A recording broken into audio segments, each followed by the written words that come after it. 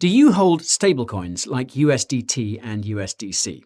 Well, what if I told you that these are some of the riskiest cryptocurrencies you can hold? That's because USDT and USDC are centralized. The companies that issue them can freeze your holdings at any time, and they have already done so on several occasions. Now, this can't be done with decentralized stablecoins, which is a part of why the market cap of Terra's UST has grown exponentially over the past year. Today, I'm going to explain how Terra works, bring you up to speed on a few of the project's most important updates, analyze the price of Luna, and tell you why it could moon on UST demand.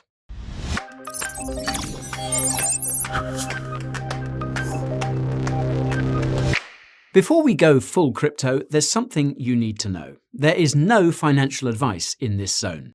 This is a purely educational video. Please contact a financial advisor if you're trying to increase your cash flow. I also hold UST as part of my personal portfolio, but it's a stablecoin, so... Now, if this is your first rodeo, my name is Guy, and I'd like to welcome you to the Coin Bureau.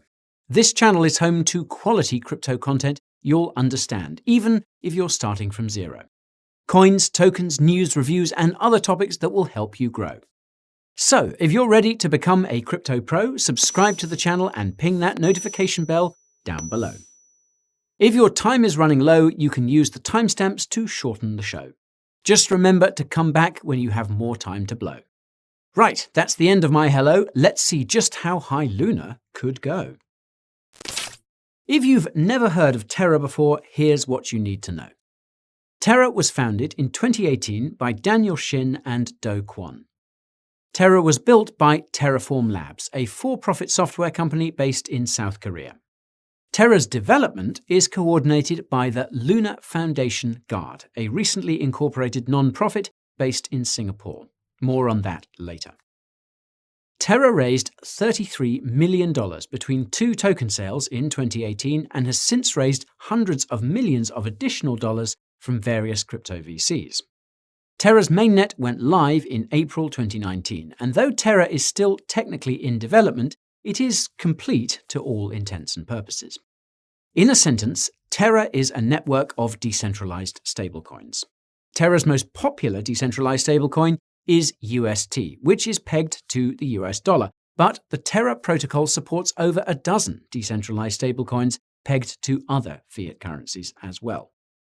In contrast to centralized stablecoins, Terra's decentralized stablecoins are not backed by assets like cash or government debt. Instead, Terra stablecoins are backed by Terra's native Luna coin, but not in the way that other decentralized stablecoins are. Terra uses a novel mint and burn mechanism, wherein $1 worth of Luna can be burned to mint 1 UST, and where 1 UST can be burned to mint $1 worth of Luna. This dynamic makes it possible for UST to maintain its peg due to simple supply and demand. If UST is worth more than $1, then Luna holders are incentivized to burn Luna to mint UST, since they can sell it for more than $1 for, say, another stablecoin. The resulting increase in UST supply brings UST's price back down to its $1 peg. Conversely, if UST is worth less than $1, then UST holders are incentivized to burn UST to mint Luna, since they will get more Luna in dollar terms. The resulting decrease in UST supply brings UST's price back up to its $1 peg. Under the hood, Terra uses a smart contract-compatible proof-of-stake blockchain that was built using the Cosmos SDK. Thanks to the recent Columbus 5 upgrade, the Terra blockchain can now process around 5,000 transactions per second. As I mentioned a few seconds ago, Luna is Terra's native coin, and in addition to collateralizing Terra's stablecoins, Luna is used for staking, governance, and to pay for transaction fees on the Terra blockchain. The Terra blockchain has 130 validators which double as oracles, meaning they constantly check and update the price of Luna and Terra's decentralized stablecoins with real-world data as reference. Though there is no minimum stake, a validator must have staked enough Luna to crack the top 130. Any delegated Luna counts towards this figure, and there is no minimum stake for delegators either. Luna staking rewards are currently around 7 to 10% per year, and any staked Luna are subject to a 21-day lockup. Any misbehaving validators are slashed, i.e., their Luna goes bye-bye. Now, when it comes to governance, a 50 Luna deposit is required to table a proposal, and this Luna must be deposited within 2 weeks. 1 staked Luna equals 1 vote, and for a proposal to pass, at least 40% of all staked Luna must have participated, with at least 50% voting in favour. If a proposal is rejected at the end of the 1-week voting period, the Luna deposit is burned or refunded, and if a proposal is passed, then it's implemented by Terra developers. Terra staking and governance can be accessed using the Terra Station wallet, which also features a built-in decentralized exchange for stablecoins and synthetic stocks. Now, Terra's synthetic stocks are made possible by the Mirror protocol, one of the many decentralized applications built on the Terra blockchain. Terra's largest dApp by TVL is the Anchor protocol, which makes it possible to earn a stable interest of around 20% per year on UST. This high APY is achieved using a complex combination of staking rewards from other cryptocurrency blockchains and UST lending behind the scenes. Terra's powerful protocols have made it the second largest smart contract cryptocurrency by total value locked, with around $17 billion worth of crypto deposited into its various dApps. It's been about 4 months since I last covered Terra, and a lot of seriously exciting stuff has happened since then. Shortly after that video went live, Terra completed its aforementioned Columbus 5 upgrade. This improved Terra in 5 ways. First, it introduced a small percentage of permanent Luna burns every time a Terra stablecoin is minted, laying the groundwork for Luna to become a deflationary asset. Second, it allocated a portion of swap fees from the Terra swap DEX to Terra validators, nearly doubling their staking rewards. Third, it added support for the Cosmos Inter-Blockchain Communication Protocol, or IBC, making it possible for Terra to seamlessly interoperate with other cryptocurrencies that have also implemented IBC. Fourth, it increased Terra's block size and optimized transaction ordering, which improved Terra's TPS by 33x. And finally, it opened the door to Ozone, a decentralized insurance protocol for Terra's ecosystem that's funded by Terra's massive community treasury. More on that in a moment. In October, Terra announced the first phase of its native Chainlink Oracle integration, which still seems to be in testnet. Terra co-founder and CEO Do Kwon also revealed that he had been served by the SEC at the Messari Mainnet conference in September as part of the regulator's crackdown against synthetic stocks. The SEC wanted to fine Terraform Labs for creating the Mirror protocol and were offering a lesser fine if the company and Do complied. Rather than complying, Terraform Labs and Do filed a counter-lawsuit against the SEC on the grounds that the lawsuit was null and void because Do was publicly served at the conference without due process. Now, what's crazy is that it sounds like the countersuit has a solid chance of winning, but so far it's yet to be settled on either side. In November, Luna holders voted to convert all the Luna in the community treasury into UST, burning 89 million Luna, worth $4.5 billion at the time.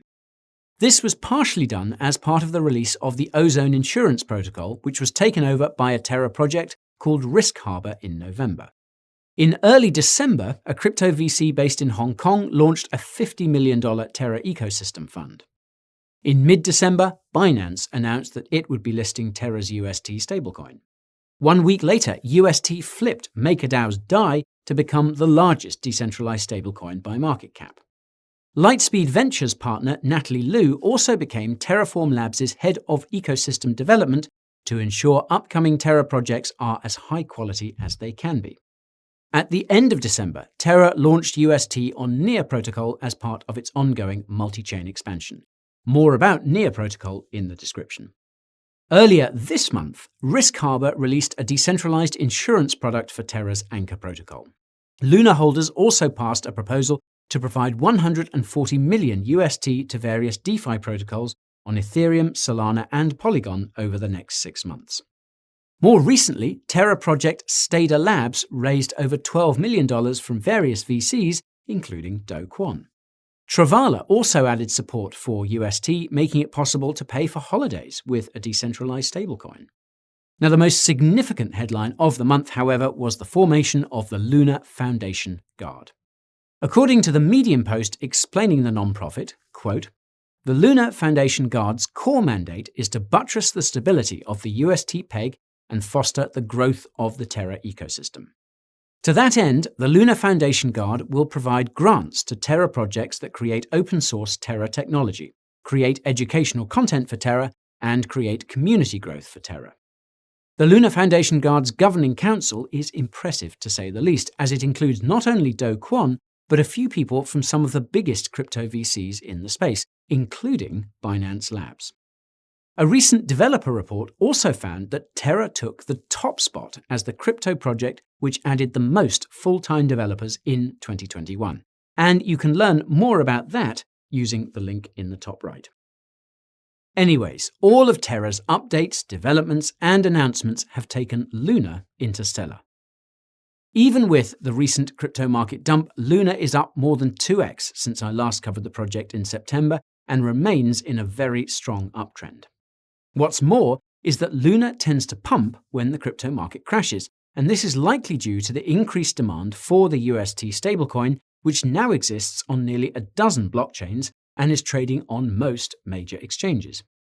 If that didn't give it away, Luna's price action is driven by the demand for UST, and this demand has been growing for many reasons. For starters, there's the safe haven status of UST as a stablecoin, something that's been solidified by UST's ability to maintain its peg during market downturns. This is not something that other decentralized stablecoins have managed to do, and in Terra's own words, it owes this success to the lessons it learned during the crypto market crash last May, which pulled UST off its peg and put Terra's dApps into disarray. Now, Terra's dApps have in fact been the primary demand drivers for UST, especially the Anchor protocol, which has received praise from just about every other smart contract crypto project. To put things into perspective, less than a year ago, there was only one dApp on Terra. Today, there are over 100. How's that for exponential growth? Another big demand driver for UST has been the regulatory concerns around centralized stablecoins in the United States, which have increased significantly since last September. If you watched my recent crypto portfolio update, you'll know that this is when I started transitioning some of my stablecoin holdings from USDT and USDC to UST and PAXG, a gold-backed stablecoin. All the headlines about Tether and Circle freezing USDT and USDC certainly didn't help matters. As a result of these and other factors, almost 10 billion UST have been minted since September alone. When you subtract the 4.5 billion spike that came from the Treasury, what you're left with is over $5 billion of buying pressure for Luna, and boy does it show. Now on the selling side, the circulating supply of Luna has increased by about 1.5 million. Assuming an average price of $50 per Luna, that's only $750 million of selling pressure, assuming that Luna was sold, of course. The best part is that the Luna allocated to Terra's constituents and its early investors apparently finished vesting last year, meaning there's probably not much sell pressure coming from them, if at all. The only thing that's really holding Luna back is its massive market cap, but the availability and popularity of UST mean that Luna might manage to squeeze out another 2 to 3x, giving it a price tag of between $150 and $200. On that note, if you want to know what assets are backing the centralized stablecoins in circulation, you can check out my video about that using the link in the top right.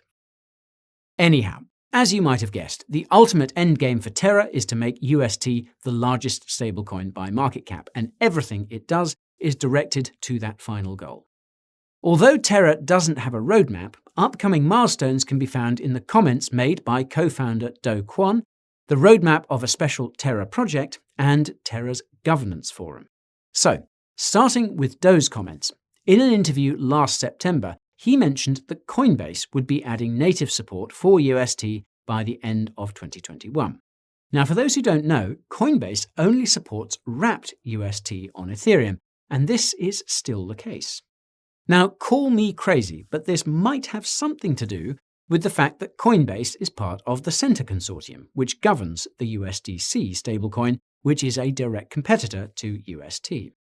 Another milestone Do mentioned in September relates to Terra's partnership with the South Korean government. Unfortunately, he's not legally allowed to share any details about that, but he implied that it's going to be something very big. Do also detailed how Terra will be spending the $150 million ecosystem fund revealed last July in a different September interview. Most of this money will go towards future-proofing the infrastructure of the Terra blockchain to ensure that it can continue to scale in tandem with adoption. In an October interview, Do added that Terra will continue actively funding development within the Cosmos ecosystem as a whole, especially when it comes to developer tooling. This might explain why almost every Cosmos project is crypto to the core. More about Cosmos in the description. In another October interview, Do explained that many members of Terraform Labs had left to start their own Terra projects, and that he hopes Terraform Labs will eventually dissolve completely because it will further improve the project's decentralization.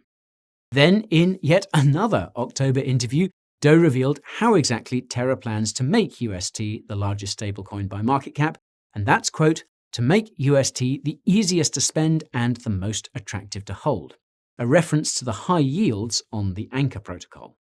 This ties into the roadmaps of a special Terra project called Transac.